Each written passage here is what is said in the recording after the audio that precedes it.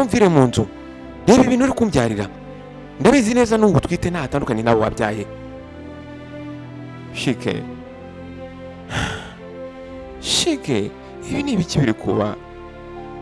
Shike yirengagije agahinda k'umugore we. Mu by'ukuri ahangaha izuba ryari muri rirenga, hari mu gacyaro kamwe. Ahangaha nibwo buri kimwe cyose cyahindutse kuri Adaeze. Mu myaka yari itambutse yari yicaye iruhande rwa Chike, baca mu nzara, baca mu burwayi, ndetse baca mu buzima bukomeye cyane. Chike yaramubwiraga ati nizuramuka tubonye ibintu tukabona ubutunzi, ibintu bizagenda neza. Adaeze yaramwizeye ndetse arangije amutwitira abana. Adaeze yatekereje ku hazaza habo, ariko uyu munsi ntabwo ari kubasha kumenya umugabo umuhagaze imbere. Shika ahangaha yaramuhagaze imbere, yari afashe mu mayunguyungu umukobwa ukiri mutoya wambaye akantu kamufashe kagaragaza uko ateye. Uyu mukobwa mu by'ukuri yarateye neza ndetse yari mwiza. Uyu mukobwa ari confident. Adaeze yarahagaze imbere yabo ari gutitira ndetse ari guhumeka cyane. Mu by'ukuri inda ya Adaeze yari nini cyane, yari yarakuriwe ndetse yumvaga ububabare bwinshi cyane. Ariko nubwo yumvaga ububabare bw'inda yari atwite, ntabwo ubwo bubabare bwari bwinshi cyane kurusha ubwo yarimo aterwa na Chike. Nuko yaramubaje ati Chike, niki kiri kuba? Ahangaha yarahagaze imbere ye ndetse afashe akana ke ka mbere yari abyaye ukuboko. Nta nubwo Chike yigeze amureba, ahubwo yatunze urutoki kuri gate aramubwira ngo uyu munsi urava muri iyi nzu. Mu by'ukuri ijwi rya Chike ryari rikonje cyane ndetse ryari ijwi rimeze nk'iry'umustranger, nk'umuntu udasanzwe ubana nawe. Aramubwira ati va ahangaha usubira iwanyu, ndangizanyije nawe uyu munsi. Adaeze yumvise umutima uhagaze. Nuko Adaeze aramubaza ati se birarangiye koko? Nyuma buri kimwe cyose twanyuranyemo. Yarebye umukobwa wari uhagaze iruhande rw'umugabo we, areba ikanzu yambaye y'umutuku yari imufashe ndetse ngufiya. Umukobwa arimo aseka ndetse yishimiye kuba ari kumwe n'uyu mugabo Chike. Nuko Adaeze aramubwira ati Chike, urimo uranyirukana uzi ko ngutwitiye umwana? Uranyirukana ubona mfite umwana w'umukobwa uhagaze iruhande rwanjye? Nuko rero aka kana k'agakobwa kamufashe ikanzu. Akana k'agakobwa kari kabaye confused, ntikari kazi n'ibiri kuba. Ariko Chike ntabwo yigeze abagirira impuhwe. Nuko aramubwira ati wowe waravumwe, wowe uri umwaku. Nkeneye amahoro mu rugo rwanjye, nkeneye ibyishimo, ndetse nkeneye umugore uzambyarira abana beza, atari ibi ngibi uri kubyara wita ngo ni abana. Ahangaha mu by'ukuri ayo magambo yayavuze atunga urutoki wa mwana w'umukobwa ruhagaze iruhande rwa Adaeze. Mwumva agahinda uyu mugabo yateye uyu mugore we. Aramubwira ngo uyu mukobwa ubona hano azama ibyo utazigera umpa na rimwe. Mu by'ukuri Adaeze yumvise isi mukubise urushyi ruruta rw'umuntu uwo ari we wese yamukubita. Adaeze aramubaza ati naravumwe, ndi umwaku, nyuma ya sacrifice zose yatanze kubera uno mugabo. Mu by'ukuri inda yari yaramuteye niyo yari yaramuhinduye uko yari ameze. Mbere yari umukobwa mwiza cyane, yari umukobwa buri umwe wese yifuza. Atangira kwibuka uburyo yari mwiza, yibuka amajoro yose baryamye batariye, yibuka uburyo famiye y'uyu mugabo yamwisotinze ariko akabyihanganira akagumana n'uyu mugabo. Yibuka akababaro kose yaciyemo, ariko ahangaha yasaga nkaho nta kintu na kimwe bivuze. Muri ako kanya Adaeze yatangiye kurira, ariko nubwo yarize yanze ko amarira ashoka imbere y'uyu mugabo ndetse n'ihabara rye. Ntabwo yashakaga yuko amarira ashoka imbere yabo bose ari babiri. Nuko aramubwira ati se Chike, nyuma y'imyaka yose nagumye iruhande rwawe, uhisemo umuntu w'umustranger kurusha uko wahitamo mama w'abana bawe. Chike amutunga urutoki n'uburakari bwinshi. Mu by'ukuri Chike yari yamaze guhitamo, yari yamaze gufata umwanzuro. Aramubwira ati uyu nguyu ntabwo ari umustranger, ahubwo uyu nguyu ni ahazaza hanjye. muri ako kanya Daisy umutima we wese uhagarara ndetse yumva umutima uramenetse, nuko yahise afata igikapu cye, afata utwenda twe, afata ndetse ukuboko umukobwa we, nta rindi jambo amubwiye yahise ahindukira arasohoka. Mu by'ukuri buri ntambwe yose yateraga yari imeze nkaho yari iremereye cyane ndetse yari muremereye ku mutima, ariko mu by'ukuri ntabwo azahise yigize asubira inyuma, ntabwo yigize areba inyuma. Mu by'ukuri abantu b'abaturanyi barabibonye ariko bari barimo babirebera kure, ndetse nyuma yabo batangiye kuvuga hagati yabo, bamwe muri bo bamugiriye impuhwe ndetse abandi batangiye kumujajinga. Mu by'ukuri nagira ngo nkubwire yuko Daisy mbere yuko ahura uyu musore yari umukobwa mwiza cyane. Mu by'ukuri iyi village yose yamufataga nk'umukobwa mwiza, buri mugabo wese wo muri iyi village yifuzaga kumugira nk'umugore we. Igihe cyose yatambukaga abagabo barahagararaga bagatangira kumwishimira, bagatangira kumutangarira, ndetse abakobwa muri aka village nabo bari baramutangariye. Igihe cyose yavaga mu rugo wenda agiye kuvoma amazi, abagabo barirukankaga bakajya mu kumufasha, bagashaka guterura ikivomesho cye, ndetse bamwe na bamwe baramukurikiraga ndetse bakamugeza mu rugo, bagafasha mama we kwikorera inkwi byonyine kugira ngo bagire amahirwe byibuze ko uyu mukobwa yababona. Ariko mu by'ukuri uyu mukobwa Daisy yari umukobwa uri hambo, ndetse yari umukobwa ukunda kuvuga neza, yari umukobwa kandi yari umukobwa usekera buri umwe wese, ndetse yasuhuzaga abantu bakuru akabasuhuzanya ikinyabupfura. Ahangaha rero ibi byose nibyo byatumye Chike agerageza kumwegera ndetse Chike amukunda. Umunsi bahuye Daisy yaragiye ku isoko, ahangaha rero yari yikoreye basket, yari yikoreye igitebo. Nuko rero Chike yaje guhura n'uyu mukobwa. Chike yari muremure, ari umusore mwiza, ndetse yari umusore confident. Mu by'ukuri Chike yari amuzi, yarasanzwe amwumva, yumva n'abantu bamutangarira. Ahangaha rero akimubona hafi ye yahise yumva muri we bihindutse, nuko amaso yabo yaje guhura. Waramutse neza? Ahangaha yamusuhuje ari kumusekera.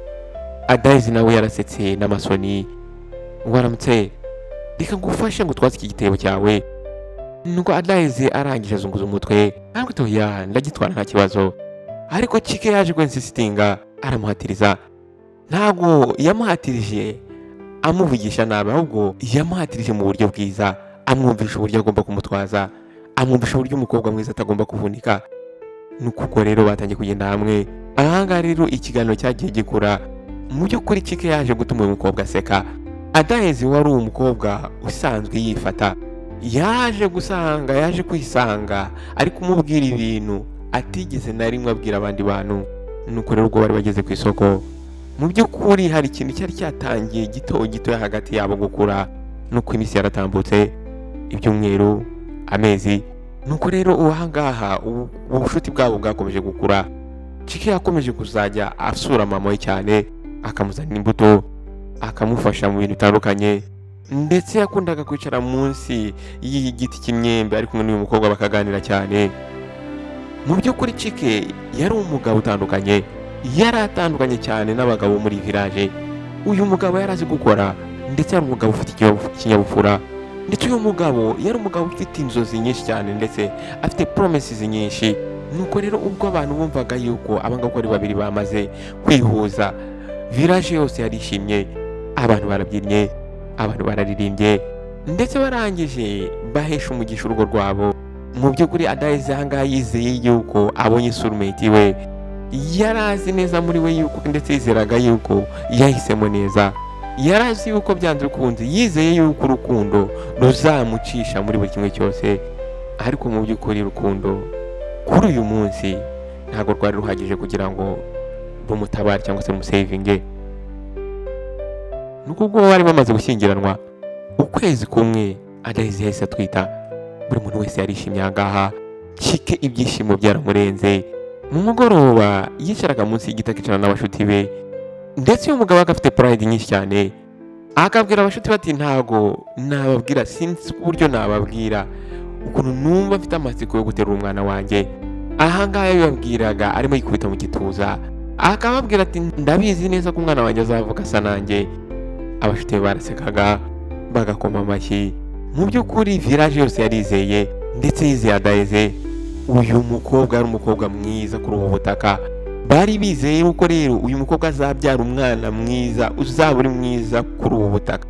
Ariko nyuma y'amezi 3 atwite, hari ikintu kidasanzwe cyabaye kuri Adaize.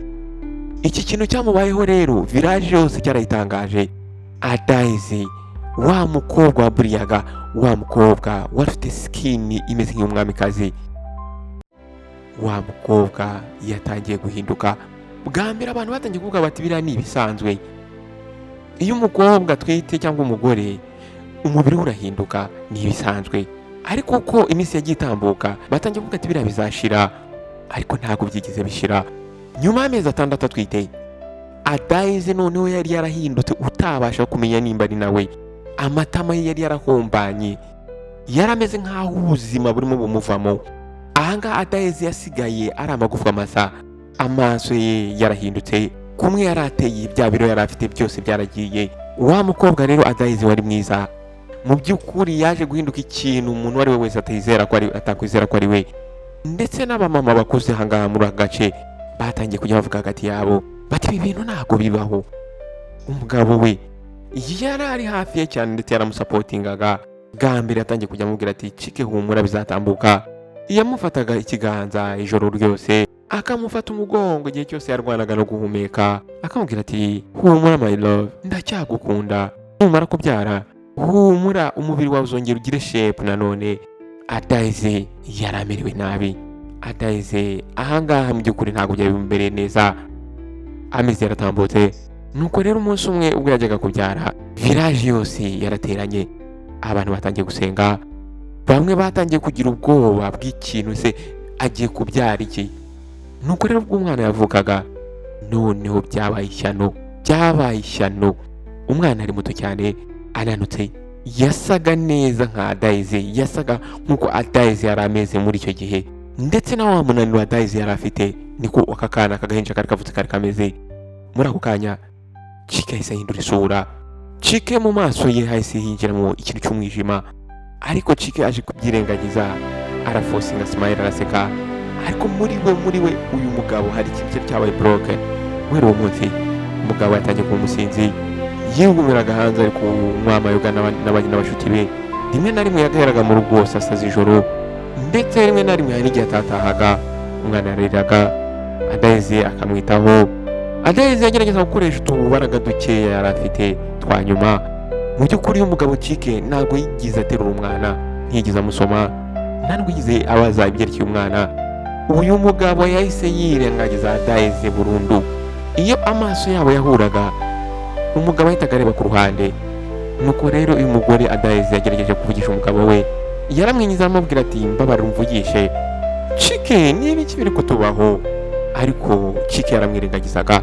Chike akamubwira ngo mfite stress zo kazi. Ahangaha niho rero uyu mugabo yahitaga arangira ikiganiro cyabo. Nuko imyaka 2 yaratambutse, mu by'ukuri uno mugore yarababaye ndetse afite agahinda. Urugo rwabo rwaje guhinduka umutuzo, ruza guhinduka nk'aho ari igituro. Mu by'ukuri rwa rukundo bari bafitanye, za nzozi bari bafitanye, zaje guhinduka ubusa, zaje guhinduka umwijima.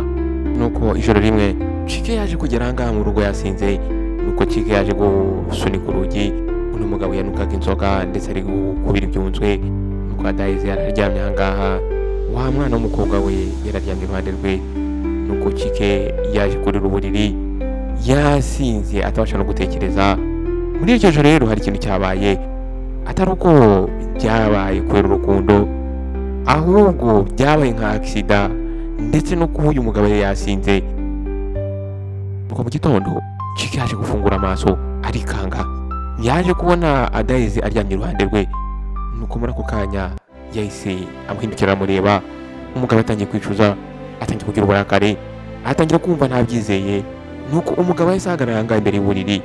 Umugabo atangiye kuvuga cyane, atangira kwibaza ati se n'ibiki nakoze, atangira kuvuga ati ubucucu nakoze niki. Umugabo yarasohotse, atangira kumeka cyane. Umugabo yatangiye kwifata mu mutwe cyane, atangira kubura amahoro. Uno mugabo yari afite ikibazo nk'aho ataryamanye n'umugore we. Kuri we yumvaga ari nk'aho yaryamanye n'umuntu w'umusirange udasanzwe. Ntabwo byari bimeze nk'aho yaryamanye n'umukobwa yigize gukunda cyane. ntabwo byari bimeze nk'aho yaryamye na Daisy. Nuko guhera uwo munsi Chike noneho yarahindutse burundu. Aha noneho ntabwo yashoboraga kuba yanareba Daisy. Uno mugabo yamubonaga umujinya warabiraga muri we. Aha ngaha rero umugabo yatangiye kumwirinda cyane. Umugabo yatangiye kujya hanze, rimwe na rimwe akiryamira ku gatebe hanze. Yashakaga ikintu cyose yakora kugira ngo atandukane n'uyu mugore wa Daisy. Ndakwibutsa yuko uyu mugore ari umugore yari yarigeze gukunda burundu, yari yarigeze gukunda ndetse akamusezeranya ko azamukunda forever. Daisy yaje kubibona, atangira kubona yuko umugabo yashiftinze. Mu by'ukuri Daisy byari bimeze nk'aho uno mugabo ari kumushingamo icyuma. Uno mugabo ntiyarakimuvugisha, ntabwo yabashaga no kuba yatera umukobwa we. Uyu mugabo yabaga ari gutembera aho ngaho hafi y'urugo ameze nk'aho ari umushyitsi. Ariko hari ikintu muri Daisy cyatangiye gukura, ikintu atari yiteguye kwakira na gato. Nuko nyuma ya wa munsi hashize icyumweru, mu by'ukuri Daisy yatangiye kumva afite ibimenyetso. Atangira kubyuka mu gitondo yumva ananiwe ndetse yumva arwaye. Atangiye kumva afite umunaniro, atangira kumva mu gifu bitameze neza, atangira kuruka. Yari abizi neza yuko atwite. Ubwoba bwaramutashye. Ese Chike araza gukora iki? Ese namenya yuko atwite inda ya kabiri, Chike arabigenza gute? Ari bubyakira kandi n'umwana wa mbere yaramwanze.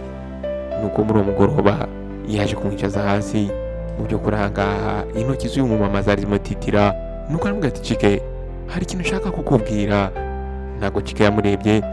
Chike yakomeje yikorera ibyo yarimo akora nk'aho nta muntu umwicaye iruhande. Nuko umugore arongera ati Chike, ndakeka ntwite. Nuko gake gake Chike yazamuye amaso aramureba. Mu by'ukuri amaso ye yararimo shock, yararimo ukwicuza ndetse yararimo ikintu cy'umukara cy'umwijima. Aramubaza ngo uvuze ngo iki? Daisy yatangiye gutitira iminwa, ariko arongera abisubiramo gakeya. Aramubwira ati ndatwite. Muri ako kanya bose bahise baceceka. Muri ako kanya hahise haba umutuzo udasanzwe. Noneho wa mugabo yahise aseka.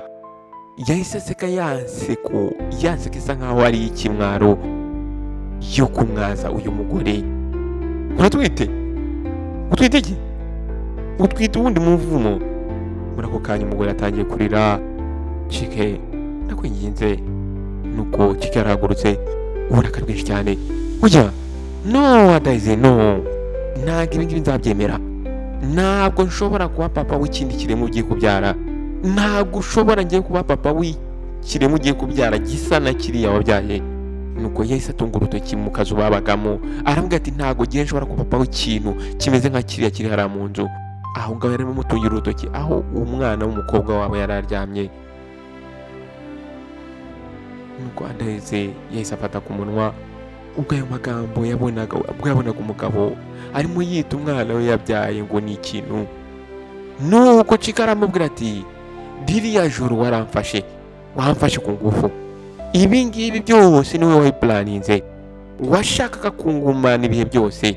Washakaga kumpambira ukagumana nanjye.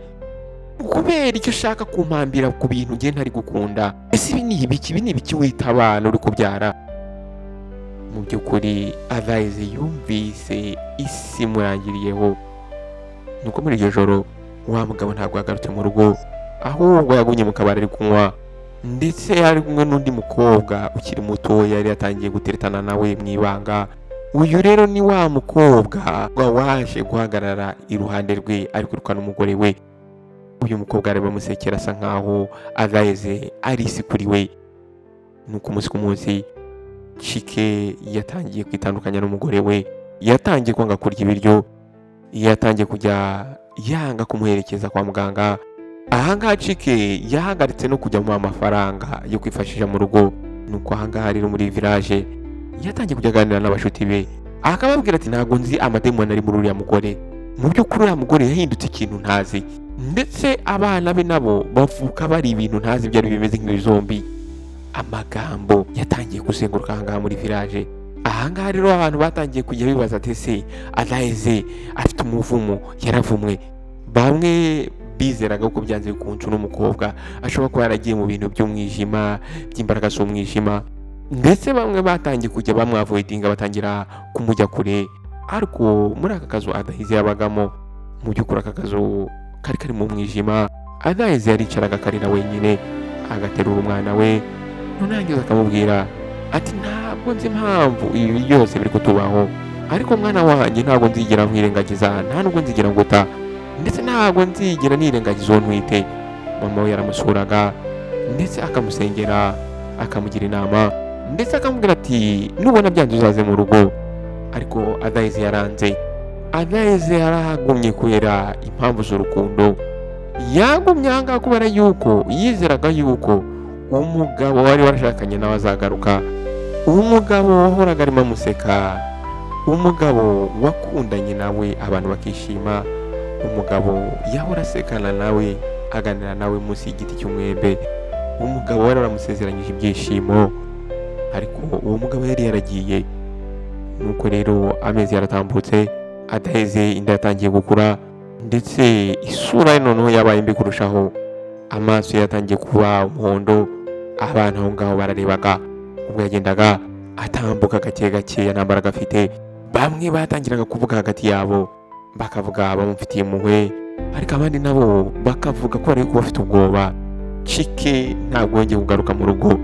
Nuko rero ubwo inda yari igize amezi agera kuri 7, ahangaha noneho Adahize yarananiwe cyane.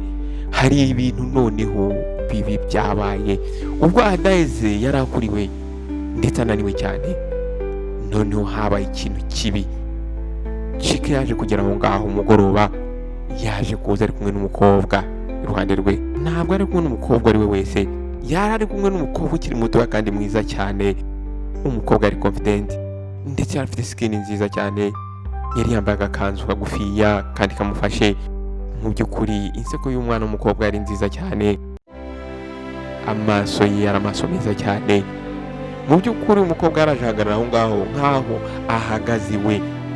Muri ako kanya Adahize akibabona yagize ubwoba. Adahize yatangiye guhumeka nabi. Chike, ese uyu mukobwa ninde? Ahangaha bimubajije n'intege nkeya. Ese Chike ni ukubera iki uri kuzana undi mugore mu rugo rwacu? Chike nta nubwo yihanganye. Chike yamusubizanye pride nyinshi cyane. Nuko aragira avuga ati ari hano, uyu mukobwa ari hano kugira ngo ampe icyo utashobora kumpa. Adahize yari kanze. Adahize ntabwo yiteguye kumva aya magambo. Nuko Adahize aramubaza ati ushatse kuvuga iki? Chike arangije amutunga urutoki n'ijwi riri hejuru cyane. Mu by'ukuri Chike yarameze nkaho ari kwishimira ububabare umugore ari kunyuramo. Nuko arangije avuga ati fata utwa twose umvire mu rugo. Muri ako kanya amagambo yamubwiye yaramuhitinze, amera nkaho akubiswe n'inkuba. Muri ako kanya wa mukobwa yarasetse. Adahize yarafashe ku nda n'ukuboko kumwe, afashe ukuboko n'akakana ke k'agakobwa. Nuko umwana yaje rero kwihisha inyuma y'ikanzu y'umubyeyi. Umwana ntabwo arazi ibiri kuba. Chike, ndakwinginze. Ahangaha Adahize yatangiye kurira. Aramubaza ati Chike, urashaka ko mva nkajya hehe? Aravuga ati Chike, ntwite umwana wawe. Ariko mu by'ukuri Chike yari yamaze gufata umwanzuro. Aravuga ati ibyo ntabwo mbyitayeho. Aravuga ati vanga mbere y'uko izuba rirenga. Ku mugoroba Adahize yafashe utuntu twe dukeya aradupakinga ababaye. Umwana we nawe yararaho ngaho iruhande rwe acecetse, abona mama ari kurira. Mu by'ukuri umwana w'umukobwa ntabwo yabashije gusobanukirwa buri kimwe cyose, ariko yabashije kubona ko mama wababaye. Ahangaha rero nta hantu namwe afite ho kujya. Adahize yaje gukenyera agatenge. Nuko arangije aheka umukobwa we, afata utwangombwa twe dukeya, arangije asohoka mu nzu yahoze yita inzu ye, yahoze yita mu rugo. Nuko ubwo yarageze hanze yarahagaze akanya gatoya. Muri we mu by'ukuri yatekerezaga ko Chike ari bwisubire. Yumvaga byanze bikunze Chike ari mu mamagare ngo agaruke. Yiyumvishaga mu by'ukuri ko byanze bikunze urukundo rwongera rukamwibuka. Ariko Chike ntabwo yagize asohoka ngo amuhamagare, nta nubwo yagize amurebera mu idirishya, nta nubwo yagize asohoka hanze. Chike yari arimo imbere mu nzu, yari arimo yisekera n'umukobwa yari yamusimbuje. Mu by'ukuri Adahize gusubira mu rugo kwa papa we ntabwo byari bimurimo. Mu by'ukuri papa we yari umugabo uri proud cyane, iyo aramuka agiye yatwite inda ya kabiri ndetse yabenzwe n'umugabo, mu by'ukuri papa we yari kugira ikimwaro cyinshi cyane. Ntabwo rero Adayizi yari gukorera ibyo ngibyo umuryango we. Aha ngaha rero yaragiye aragenda arongera aragenda, nuko arangije arenga ka gacyaro aza kurenga za famu z'imirima. Mu by'ukuri we intambwe yateraga yari iremereye cyane, amaguru yatangiye kumurya, igifu gitangira kumurya, wa mwana yarahetse yatangiye kurira, nuko bwaje kumwiriraho, kwezi kwatangiye gucana. Adayizi yarakomeje aragenda, yaje kubona akazu kabaye abandoned, akazu katabamo abantu. Aka kazu kari gashaje kanduye, ariko mu by'ukuri nubwo akazu kari kameze nabi kari kagihagaze. Nuko yaje kwinjira muri aka kazu ahagarara mu imbere, nuko ashyira utwo yari afite hasi, umukobwa yari ahagaze iruhande rwe. Nuko Adayizi yaje kumuterura, yaje kureba aka kazu yari yinjiyemo kari mu busa, nta tara, nta buriri, nta mazi ndetse nta n'ibyo kurya. Hari hari umutuzo gusa, hari hari umwijima gusa, ndetse uburemere bw'ibibazo yari yaciyemo uyu munsi byari biri ku bitugu bye. Rero baje kwicara aho ngaho hasi, we n'umwana we bararuhuka. Mu by'ukuri yagumye aha ngaha kubera yuko nta handi hantu yari afite ho kujya, yari ahagumye kubera yuko yari afite umwana ugomba kuvuka. Aha ngaha rero ubwo uyu mugore Adayizi yarimo anyura mu bibazo, arira amarira muri aka kazu yari arimo. Cike we yari yamaze kumwibagirwa, ari kuryoshya na wa mukobwa. Aha ngaha Cike yarimo aryoshya ameze nk'aho abana be batigeze babaho. Yatangiye kujya atambuka aho ngaho n'umukobwa ukiri mutoya, atangira kujya asa nk'aho agenda amwereka abantu. Abantu batangiye kujya bavuga hagati yabo, bamwe batangiye kubavuga ati se ibi ni ibiki yakoze, ndetse abandi batangiye kujya bavuga bati ariko Adayizi afite umuvumo, afite ibidayimoni, nta buryo ari kugumana nawe. Ko abandi nabo bamugiriye impuhwe, ariko Cike ntabwo yarabyitayeho. Cike yahoraga ari kwisekera, ndetse ijoro rye ryose yabaga ari guseka. Cike inzu yatangiye kujya irimo perfume ihumura neza, ndetse irimo n'umugore mwiza ukiri mutoya. Nuko iminsi yaje gutambuka, Adayizi yaje kuguma mu tuzo, inda ye yaje gukura, ndetse uwa mwana w'umukobwa nawe yatangiye gukura, ariko akura ananutse.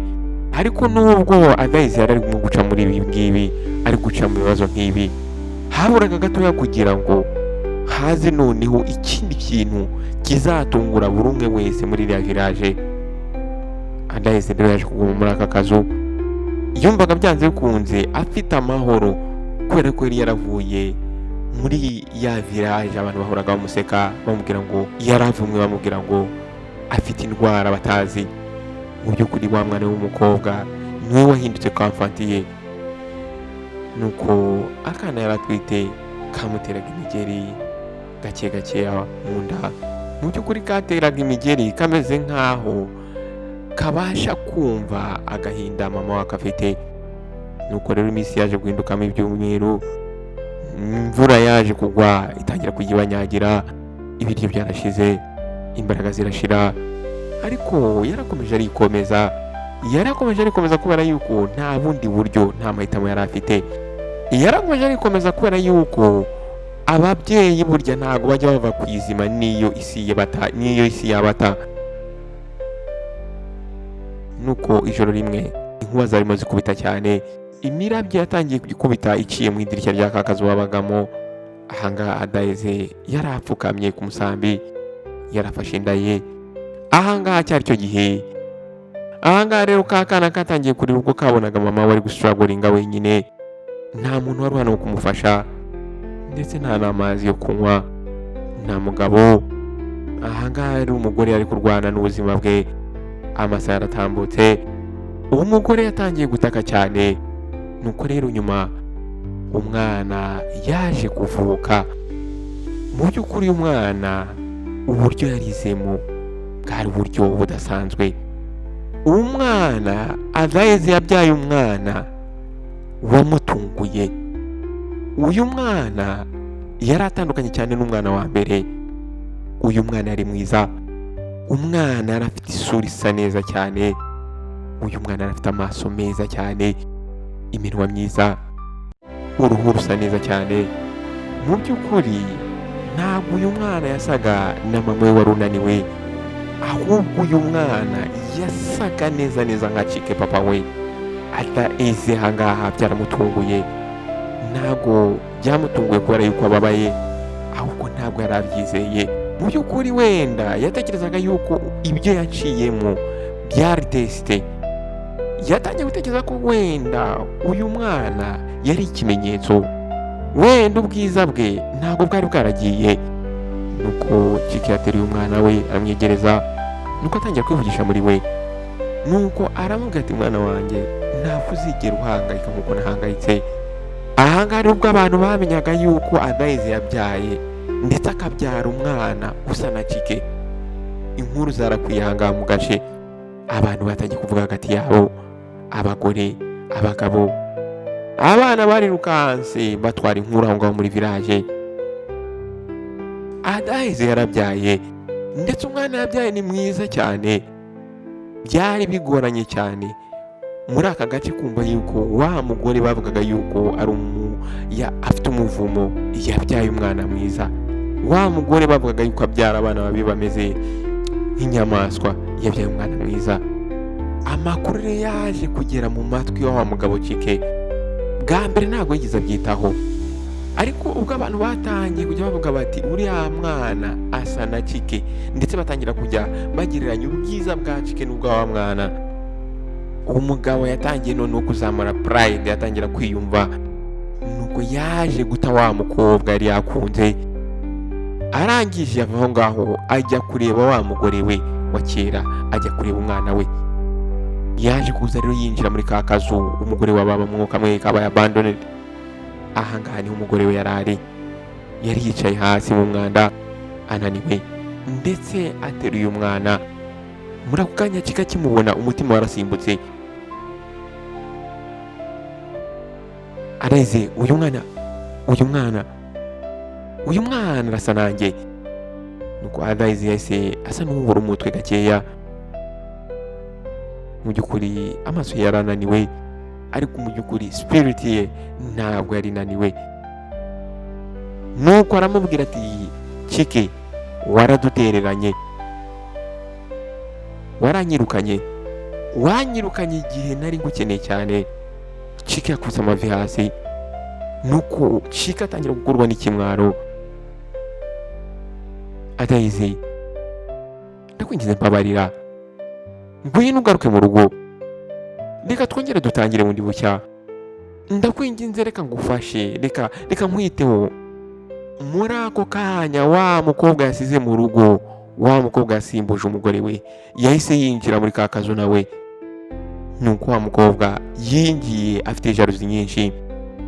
Chike, uri kuvuga ibiki? Chike yaramwirengagije. Nuko Chike yagerageje guterura umwana, ariko Adaeze aramusunika aranga. Ariko Chike yari yamaze kubona ukuri. Umugabo yahise yumva ikimwaro kimwishe. Yumvise ikimwaro kimwishe kubera ko uyu mwana yasaga neza nawe, ndetse yumvise afite ikimwaro kubera yuko abaturanyi bazatangira kuvuga. Ntabwo ari uko uyu mugabo yari arimo yicuza ibyo yakoze. Muri ako kanya hari ikintu muri Adaeze cyaje gusohoka muri we. Adaeze yatangiye no kwibuka yuko agomba kwihesha agaciro. Yatangiye kwibuka muri we ko ari umunyembaraga. Yatangiye kwibuka ko agomba kugira kuraje. Ibyo byose byahise bimugarukaho. Yahise ahaguruka, yarananiwe ariko yari determined. Aramwitegereza mu maso aramubwira ati Chike, oya, ntabwo nzigera ngaruka iwawe. Muri ako kanya Chike yafunguye amaso arikanga. Adaeze, tekereza, nta hantu ufite ho kuba. Adaeze yitonze yazunguje umutwe, aramubwira ati nta hantu ufite ho kuba, ariko mfite amahoro. Mfite ikintu ntigize ngira ndi kumwe nawe. Nuko wa mukobwa wari uhagaze aho ngaho arimo areba buri kimwe cyose yaratambutse aramwegera. Nuko aramubwira ati Chike, tugende va ngaha. Aha ngaha rero bwa mbere yarebye uno mukobwa nk'uko yarebaga Adaeze. umukobwa yahise atungurwa, aravuga ati mvira mu rugo. Yahise abwira wa mukobwa mutoya ati mvire mu rugo. Umukobwa yaratunguwe, yazamuye ikiganza atabyumva neza, nuko umukobwa aramubaza ati uranyirukanye? Nuko Chike aravuga ati nakubwiye ngo ntabwo nkiri kumwe nawe. Chike yarahindukiye agaruka kuri Adaize, aravuga ati Adaize ndakwinginze, nabaye impumyi, ndakwinginze reka ibintu bitunganye, reka nite ku bana bacu, ngwino ugiye mu rugo. Adaize yaramwitegereje cyane akanya kanini, arangije yitsa umutima cyane, ariko yitsa umutima ari peaceful. Aravuga ati Chike, wangije buri kimwe cyose muri njyewe, kandi icyo kintu wangije, ibyo bintu wangije ntabwo bishoboka kugira ngo wongere ubisane. Yaje gufata wa mwana amaze kubyara, aramureba ndetse amukunze cyane, aramubwira ati Chike, aba bana nzabarera njyenyine, ndetse nzabarera kure yawe, nzabarera kure y'agahinda wazanye mu buzima bwanjye. Chike yarongeye akubita amavi hasi, umugabo yatangiye kurira, aravuga ati Adaize ndakwinginze.